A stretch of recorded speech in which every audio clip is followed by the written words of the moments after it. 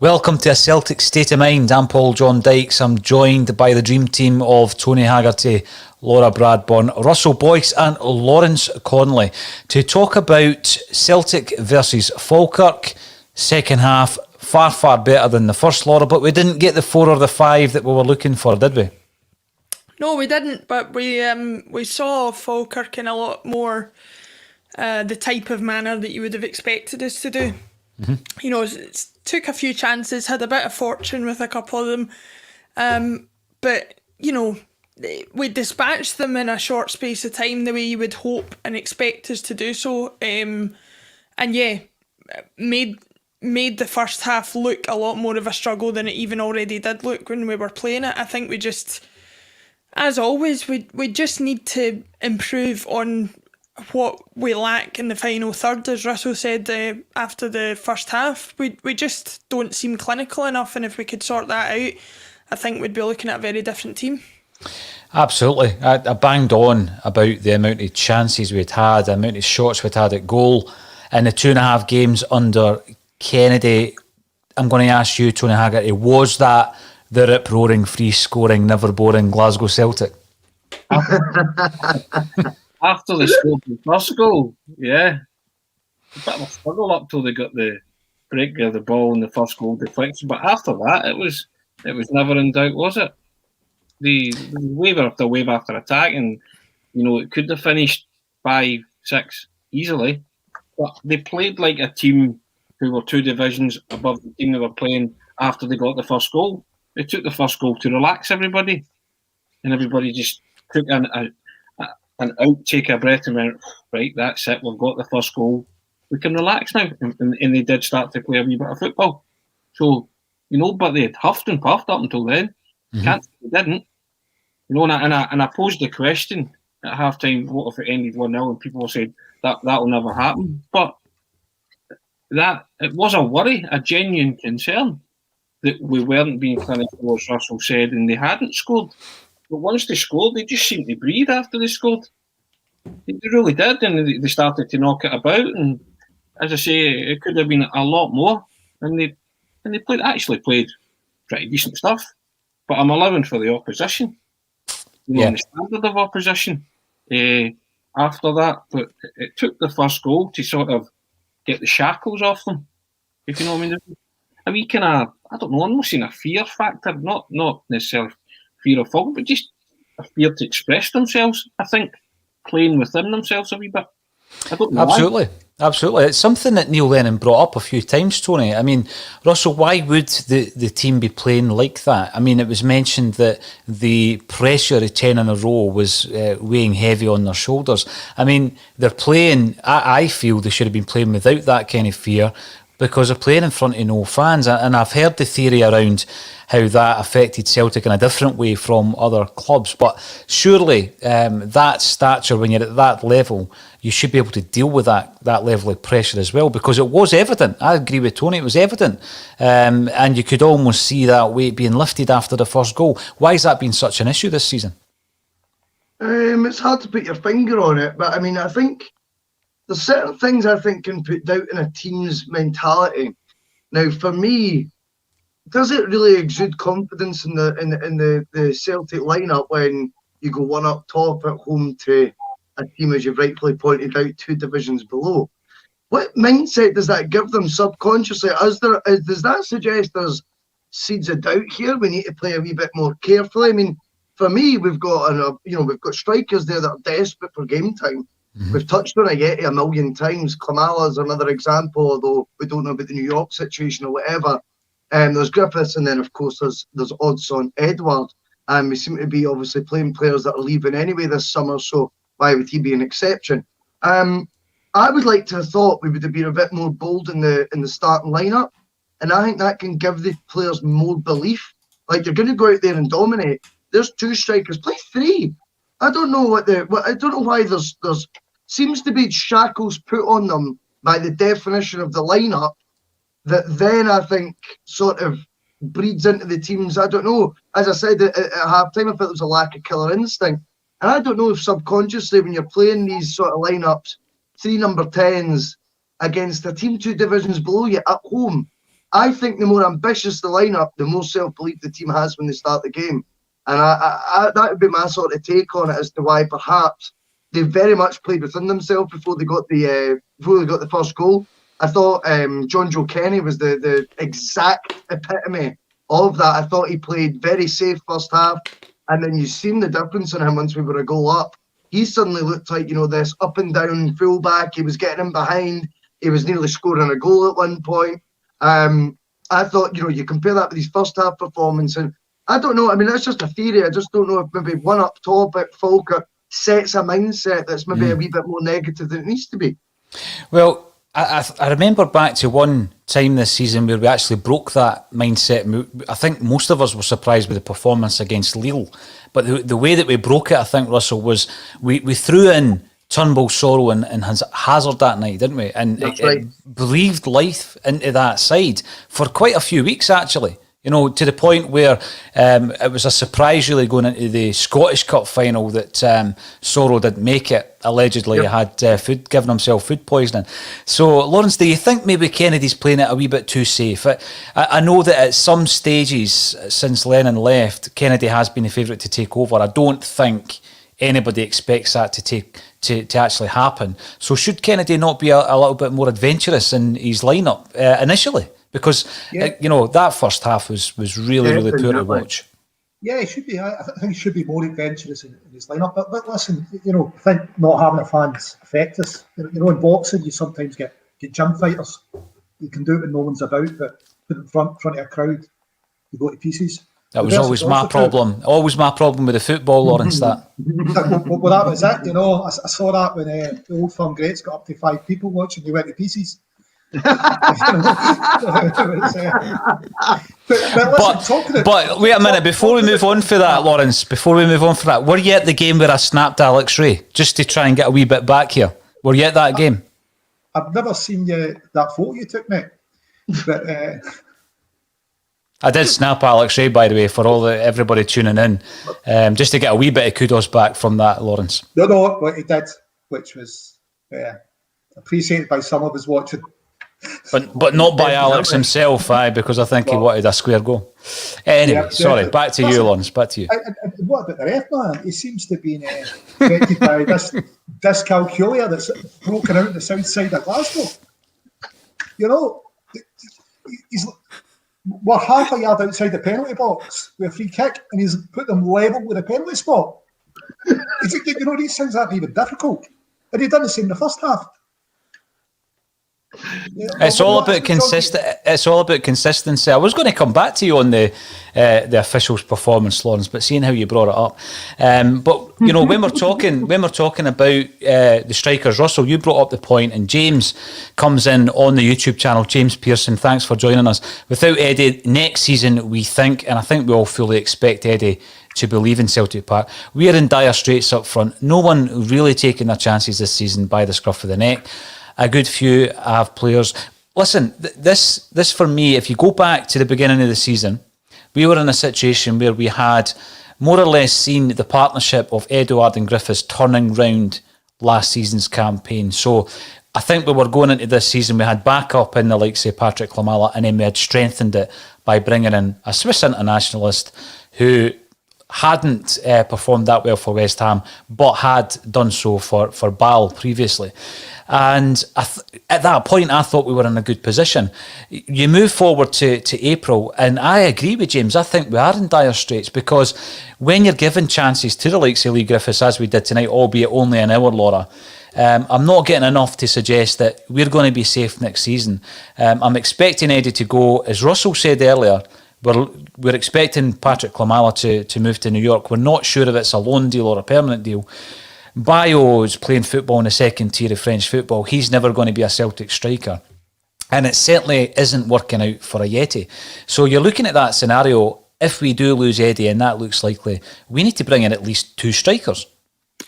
Yeah, it goes back to what we were talking about at half-time, the whole being excited with the transfers when they did come in, because all of us were sitting thinking, well, we've got 2 good strikers in Eddie and Griffiths, and we've brought in Klimala, who's a young player that obviously has potential, or we assumed must have had potential, and a Yeti who has, you know, a proven track record elsewhere. And you're thinking four strikers, you know, that's what any top team should be aiming for.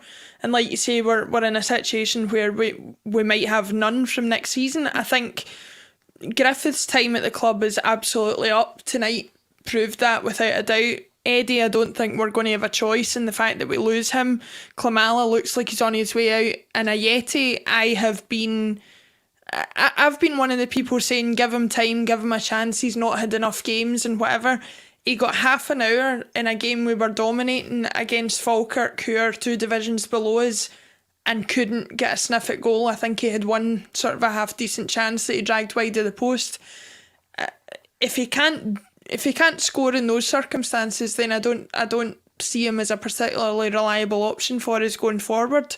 So the idea that you have to bring in 2 strikers in the summer is going to be a major issue, not only because you can never guarantee that the purchases you bring in are going to be successful, as we've seen, but you're playing in a situation where they're the most expensive and sometimes least amount of value in the market. You're paying top dollar for strikers over any other position, so you know, we're kind of hands tied behind their back as far as that's concerned. And I can't even offer a name of somebody coming through the ranks that you might be able to stick in who I've heard anything decent about from the youth teams. So it's not even as if we've got that option either.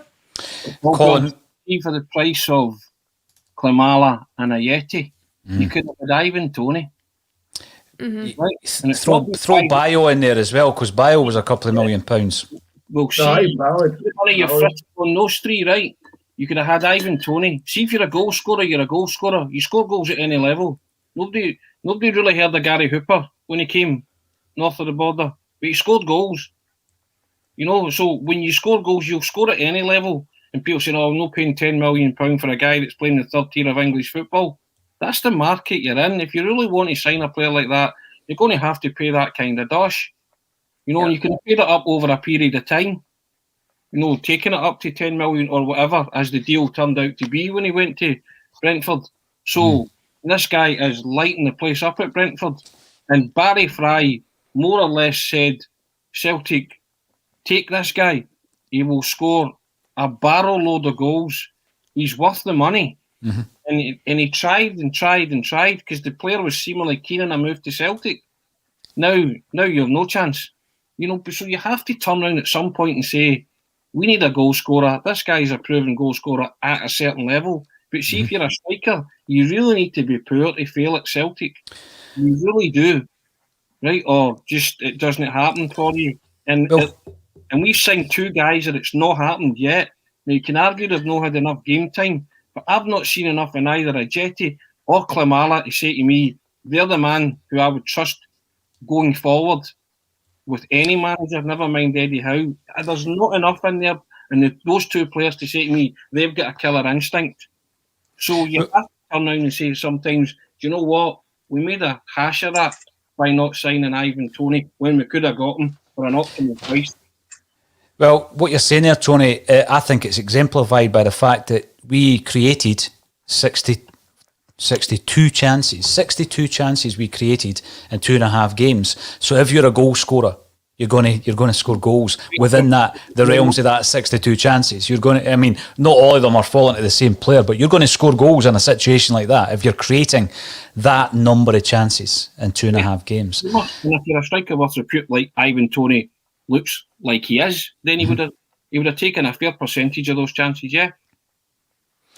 Now, some might say that Klimala's not had a decent run in the team, but what you just said there, Tony, when you really need to count on someone and you throw them in, and he's £3.5 million, you know, when we brought him in, that moment for me was the first game against Rangers this season. He led the line that day, and he was anonymous, absolutely anonymous that day, and that was due to the fact, apparently, that a Yeti pulled out very, very late on. A Yeti was meant to be leading the line that day, and he pulled out very late on through some kind of injury or illness at that time, and Klimala was thrown in, but he was anonymous.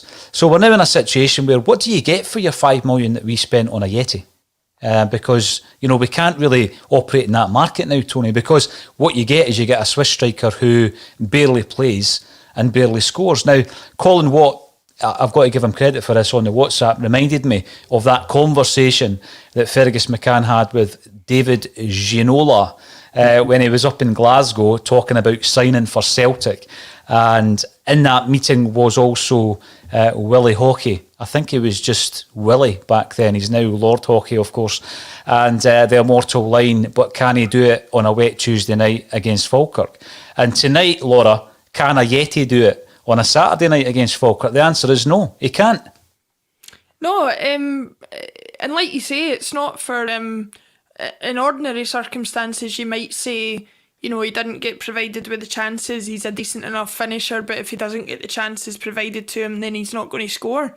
The chances were there tonight, and he didn't take them, and it's another situation where we have just thrown money down the drain at players of his stature and calibre, who I think personally there are a lot of players, possibly himself included, who think that coming to the Scottish game is a bit of an easy payday and not too difficult, and they go up here and they get the shock of their lives, and I think he probably falls into that category, and I don't see him having a future beyond this summer. The only problem we have now is, can we offload him? Because nothing that he's shown this season would suggest anybody's going to be in desperate hunt for his signature either. Well, this is the thing, Russell. We've been speaking about Ajeti and Barkas because they both came in for a combined transfer fee of around £10 million. They were the reported transfer fees. How much do you get for players like this after a season we've just had if you have to offload them? I mean, if Barkas goes back to Greece, for example, what are you looking at? £2.5 million? Well, totally. I mean, I get that point. My worry is, as well, if we do think that the Klimala thing's a wee bit lightly, Edward, everyone seems to think's a stick on. You left Ajeti and Griffiths. Ajeti, rightfully pointed out by Laura there, didn't cut the mustard tonight at all. But in actual hindsight, neither did Griffiths, to be perfectly honest with you. The two missed chances, first half being a key point. But can you afford to let all four go? Now, my worry would be you're going to need to stick with one. Which one do you choose? And for me, the honest answer is I think it becomes back down to Lee Griffiths gets, his 9 lives, come back into play. And he gets another go because he's the one you're going to, out of the 4, you would still think has the track record and has, just, I don't know, the knowledge of the game, the experience, the goal record, and you just feel that out of all of them, you're going to need to keep one. There's no way we can let all 4 strikers go as well. I just don't see that happening in time before the Champions League. And I think Lee Griffiths may by default be yet again Celtic's luckiest squad member. And I think he actually might stay on. Well, I'll come over to Lawrence to speak about that. We know his goal scoring record's been brilliant throughout his career. Even at Wolves, he's scored more than a goal every 2 games. Yep. And when you look at the last 3 seasons at Celtic, for various reasons, he's averaged something like 25 games a season, Lawrence. His last really impressive season was 5 years ago where he scores 40 goals under Ronnie Dyler. But I take Russell's point. I mean, we can't be in that situation like we're going to be, it would seem, in the defence, where our defensive lineup, without us strengthening, will be Ralston, Taylor, Welsh and Hendry as we sit here just now, if Ayer was to go. So when we're looking at the striker situation, Lawrence, Russell says 1 in 9 lives. I think he's had a few more than that. If he was to go to a team like Aberdeen, I would fully expect him to score 20 goals a season for Aberdeen. Yeah, it goes back to what Tony's saying. Goal scorer's goal scorer. He's got a year left in his contract. How much are we really going to get paid for him? It's got to be worth keeping a goal scorer on the squad. Howe's already, I would have thought, part of Howe's interview, if he's going to be the man, it's kind of a two-way street. He's going to be watching all the tapes, and he'll already have earmarked some of the guys for the work, and some guys he'll have seen something he thinks he can work with. And yet he's looking like a Timo Pukki. He's could how get a tune out of him, I don't know. Klimala, I've not really seen a lot. Runs about a bit, puts himself about, but neither of those two really fall into the goal scorer category, which is probably worrying when you're a forward. if you don't fall into the goal scorer category. You know, it's like that. You know, the forward and you don't fall into the goal scorer category, you've got problems. Well, you're looking at goal scoring, and as we've seen in the second half, on comes Mohamed El Younousi, and he scores his 15th of the season. Great wee dink, actually, to get the goal. He's on loan. There's an option, I believe, to buy for around £5 million. It brings us to the point, Laura, of the loanees. I think we're all of the same opinion around Shane Duffy. I really feel for Shane Duffy. I really do. I mean, it's kind of been open season on Shane Duffy all season. But I think that he'll be hurting that things haven't worked out for him big time, this season, because he's a Celtic supporter. That was his dream move, etc. He's had a bit of personal crisis throughout the season as well. And, but we're all expecting him to go back to Brighton. Where do we stand with El Younousi, Kenny and Laxalt? And I'm going back to the defensive issue, because this is a massive rebuild. Do you try and extend the loan deals of the two fullbacks? Do you try and do a deal for El Younousi coming back on a permanent basis? Well, I mean, it kind of expands on the point that I think Lawrence and Russell have made about Griffiths, which to be honest, I kind of disagree with, and I would say the same with the loan players. Is I don't know where the desperation comes from to hang on to like kind of mediocre players just for the sake of having bodies in. Like El Younousi, if he's going to cost £5 million to keep him, to me he's not done anything to suggest that £5 million is an amount of money you would want to spend on him. Kenny has filled a hole that was missing from Frimpong, but you would hope with a bit more time and a bit more scouting you could get somebody who's more up to scratch than he is. And Griffiths, for all he's done over the years scoring goals, I think his time's done, and he's not. I don't see him getting back to the heights he was at. So, taking into account Griffiths and the loan players, my basic point is I don't think I've seen anything from any of them that I would be clamouring to keep them in a Celtic shirt for next season. I would be saying thanks for seeing us through the rest of this season, but you would hope with the new manager and the new structure coming in that they've got players identified that they want to get in, and you don't force a bunch of players who didn't live up to standards this season on a new manager next season and hamper what he wants to do when he comes in. What about yourself, Tony? I mean, I think I take your point. I mean, they're not Eddie Howe's, and I'm saying that, I'm taking it for granted that it will be Eddie Howe. They're not his players. He played no part in them coming in, so why should he want to keep them on as loanees? We're moving in very quickly to the first fixture, Tony, and whoever comes in will be looking at a threadbare defence. Whereby they might even say we need two right backs, because are you really confident going into next season with Ralston being your backup right back and Taylor being your backup left back? I would trust Eddie Howe's judgment implicitly on footballers, and I would trust that he would spend, if you're talking about El Younousi costing £5 million, no for me. It's a definite no for me, because I think Eddie Howe could invest £5 million a hell of a lot better than on El Younousi. Defenders is something he's going to have to really be watching from now on in, because we are struggling. But I mean, we're defence and attack, we're struggling.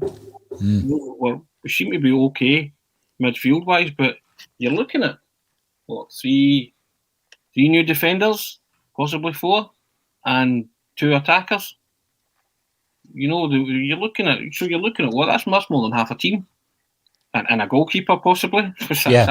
That's 7 off the top of my head. That's the kind of rebuild that Eddie Howe could be possibly looking at. Mm-hmm. If you're not going to keep any of the loan players, and none of them have done anything that's to make you think, wow, they should stay. Laura said there, Kenny's filled a hole. Shane Duffy's just had an absolute shocker on the park had a shocker, and off the park he's had some real tough issues to deal with, personal issues, and it's just not worked out. It's what a dream move turned into an absolute nightmare for him. And That has Sorry to jump in, Tony, but I'm seeing a lot of people in the chat saying, lay off Duffy. He's had a terrible season. He's lost his dad and all that. And I think everybody at some point on this podcast has said we have the utmost sympathy for what he's gone through, and thankfully there are some of us here who don't know what that feels like. There are some that do. I fully appreciate that he must have had a terrible season and that must have affected things, but at the end of the day we are here to judge what he's done on the pitch for Celtic, and he hasn't been up to scratch, and so if he hasn't been, we have to say that regardless of what the circumstances are for it. And I think we've always said it with a caveat as well, Laura. We've always appreciated the fact that he's had a really, really tough time of it. He's had a nightmare. He's had an absolute nightmare if you're talking about playing wise. So you can't escape that. We're not escaping that. And we have said that. So he goes back. Laxalt goes back.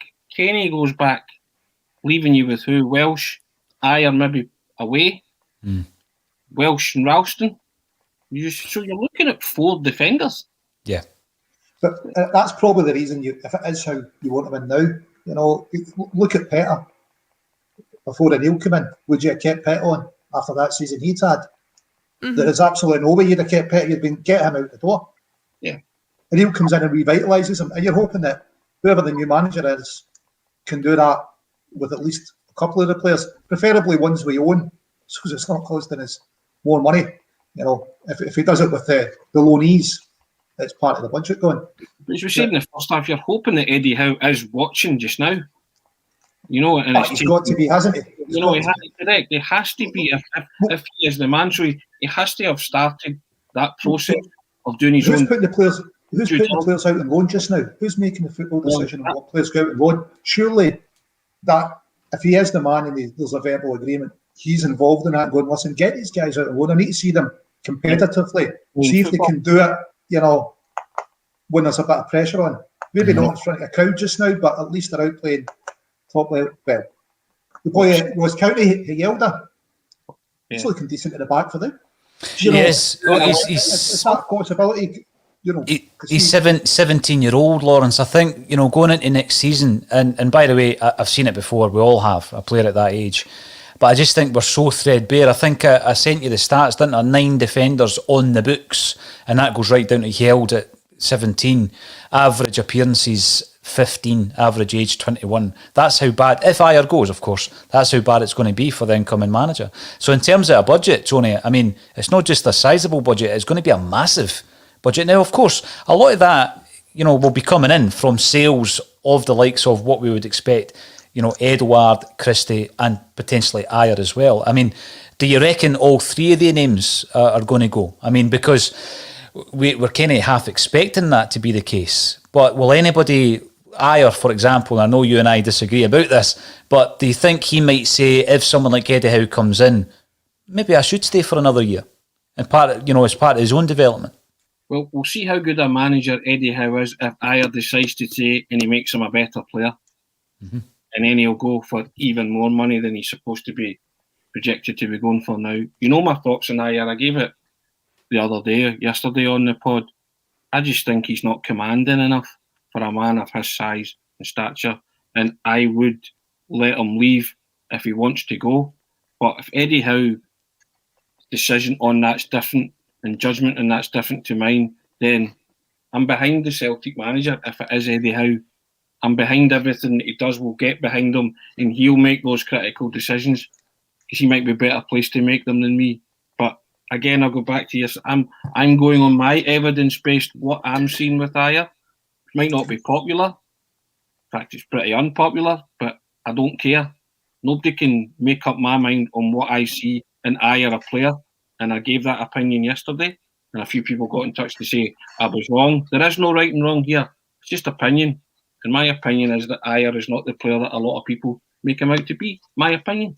Don't have to agree with it. Now, you mentioned the midfield, and I think all season that's been a position that we have certainly had strength in numbers in the midfield, but that situation also is going to change. I mean, Scott Brown's already announced that he's leaving. We're expecting Ryan Christie to leave. We're expecting, I would think, Olivier Ncham to be on his way. Russell, does that all of a sudden become a concern as well? Do we need to strengthen every area of the park? Well, we do need to strengthen every area of the park, but there has to be a realism as well that, it's impossible to just everyone in isolation, right? It's easy to talk about the right and wrong reasons to keep them or the pros and cons of the player. But if you realistically think we can just go into the season with that backline that you described, all 4 strikers away, and then doing that with half the midfield as well, we're talking just a different language. No manager's going to want that. The manager needs to have some sort of skeleton of a squad, and whether that means some of those players are guys that maybe they're on the halfway house about, but are going to need to give the benefit of the doubt to it and back their own managerial abilities to improve, that's going to have to happen. You cannot just clear out 15, 20 players. This is, it's madness. I mean, the way we're going through each department, the more panicking I'm getting here, because it looks like we need a keeper. And if I was Eddie Howe, the first thing I would do is just sign David Marshall, which should have been done last summer. That'd be my first signing I would make, and just watch him replicate what the guy across the city's done, because he would. It would just be a perfect signing for Celtic. Tell him to free Selfie Derby County and get David Marshall, and that'd be the first move I'd make. But then you're looking at the defence. You're going through, I mean, this is madness what we're talking about here. And then 4 strikers away. I can't keep up. I mean, Eddie Howe's going to say cheerio to more players than he's going to bring in. This is. I'll be totally honest, Russell. I've been getting obsessed with spring cleaning in my house and taking everything to the dump, and I think it's transferred over to the Celtic team. I'm for shipping every single one of them out. You're using anyway. What? Yeah, I know. I'm forgetting the pressure washer out and just blasting that dressing room, because honest to God. And that's my point. For Ollie Griffiths' misdemeanours and all the negative stuff, you're going to need to pick at least one of these 4 that are going to need to stay up front. And for me, I think he might be the most likely to be kept on in that regard. I mean, as for Ryan Christie leaving, you were talking about there in the midfield, this boy keeps trying to score goal of the season. Goal of the season was scored by Declan McConville on Thursday when he described Noel Gallagher as what he described him as on the bulletin. It's around 8 minutes in, guys. If you watch the ACSOM bulletin on Thursday, and you will see Celtic's goal of the season.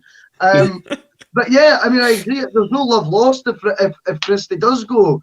For me now, I think those bridges are burned. I think he thinks he's a better player than he is, and I think Eddie Howe would actually embarrass him, to be honest with you. Once he starts coaching him how to be a footballer, it would suit him to break away from that, because I think Eddie Howe's going to be miles and miles ahead of him. El Yunusi's going to go. Eddie Howe would give Ryan Christie a David Turnbull DVD, Russell. Listen, at least so true. Ryan Christie's a better footballer than Falkirk Twitter seems to think he is. Yeah. Listen, that Falkirk Twitter thing was, I mean, that was a silly thing to do. We all know what Ryan Christie has done over this season, but you've got to have some cojones on you if you're the Falkirk Twitter admin to think that it's going to stay 0-0 against Celtic and that Ryan Christie might not have an input into what's happening. They kind of set themselves up to be set a rod for their own back as far as that one was concerned. It's wonderful though, Laura, what can happen when you try and keep a shot on the deck. You see, instead of going for top shot and seeing the headlines and seeing your name in lights. That's the problem. He's trying to go for these Hollywood goals all the time, and then when you actually see a controlled shot by Ryan Christie, because he's got the technical ability to do that, it actually was a really natural finish. I was going to ask actually on that one, just as it comes up, what did you guys make of his celebration or lack thereof? It was the weirdest reaction to a goal I think I've ever seen. Now, Rory Hamilton said on the commentary that he was just disgusted with himself that it had taken that long. I read a bit more into it. I thought there was just a general frustration and a kind of, see, there's what I can do kind of attitude, the same as he's expressed before. And I don't know, I didn't like it, but I don't know what you guys thought of it. He always celebrates top bin goals. That's it. He's like that. It's a long way for us to say. I was thinking he was surprised that he scored with a ferocious trundler. You know what I mean? You've just got to compare it to the reaction of James Forrest when he scored the goal. Yeah. That's all you need to do. That's a brilliant point. And that speaks volumes. And by the way, we can't live without James Forrest. So for any Celtic fan who's had their doubts, over any season. We can't live without that guy, and I think tonight proved that once again. Now, it's been a quick 35-minute post-match because we've had 4 outstanding contributors and me on the ACSOM bulletin. So thanks very much to Tony Haggerty, Laura Bradburn, Russell Boyce and Lawrence Conley for once again joining me on A Celtic State of Mind.